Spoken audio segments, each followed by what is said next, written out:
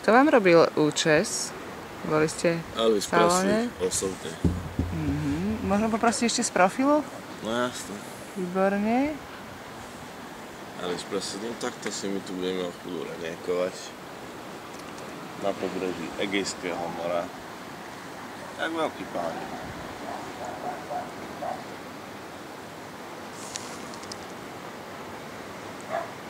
Ako ste sa vyspali? No, nebáš dobre. Počkaj, to som nemal hovoriť do videa, to som mal povedať, že veľmi dobre. Veľmi dobre som sa vyspal. Len keď mám trošku dolámaný. Ale účes máte výborný.